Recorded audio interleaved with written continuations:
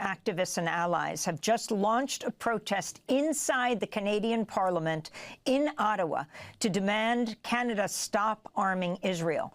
We're joined now by Rachel Small, a member of the group Jews Say No to Genocide Coalition. Rachel, can you describe where you are and what you're doing and what you're calling for? Thank you. We are in a Parliament Hill building.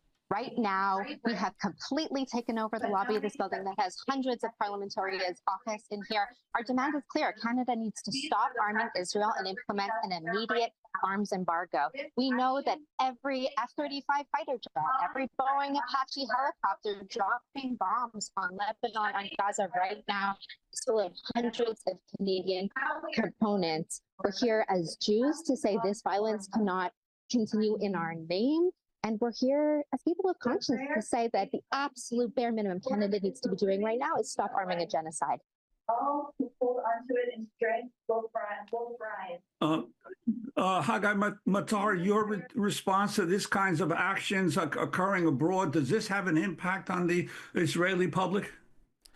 Well, first of all, I want to commend the activists on the ground now in Ottawa. It's incredible. This is the exact kind of protest that people should be taking on in Canada, definitely in the US, which is the biggest supplier of weapons and funding and diplomatic support to Israel. So yes, this is what we should be seeing more of. I'm afraid that in Israel, again, these protests are usually seen as anti-Semitic, or in the case of Jews protesting, so self-hating Jews or people that are, unhinged. That's the way it's being perceived. It's our job as Jewish Israelis on the ground, talking in Hebrew, talking to people in our communities to try and help them understand that it's not the world that's gone mad, it's us. Interesting that the Prime Minister, Justin Trudeau, just met with President-elect Trump in Mar-a-Lago in Florida. Rachel Small, we're looking at the group of people. One of them, I think, says Jews for Free Palestine. What has been Trudeau's position, and what's going to happen to you this morning?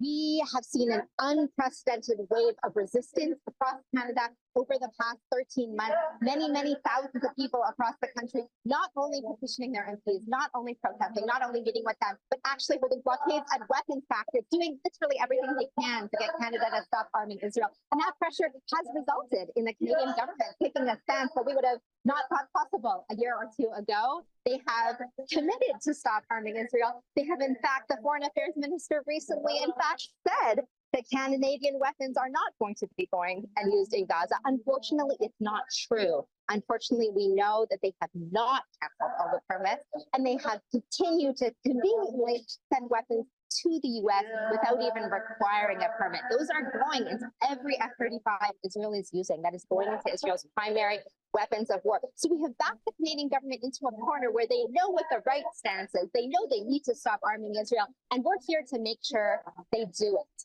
The broad Arms Embargo Now coalition has come together across the country and has in fact gotten 45 parliamentarians to formally endorse the call for an arms embargo. We just need the government to step up and take that action to actually cut off the flow of all weapons to and from Israel. It's the bare minimum they need to be doing. That's Rachel Small, member of Jews Say No to Genocide Coalition. If you're having a little trouble understanding her, she's inside the Canadian Parliament in Ottawa. There are scores of people behind her. Lead Canadian organizer with with the group World Beyond War. And in the studio with us in New York, though usually in Tel Aviv, is Haggai Matar, Israeli journalist, activist, executive director of 972 magazine, a conscientious objector himself. Juan? Haggai, we only have about a minute left, but I wanted to ask you about the President-elect Trump's decision to select former Arkansas Governor Mike Huckabee as the next U.S. ambassador to Israel. Huckabee is not only a leading U.S. Christian Zionist who's openly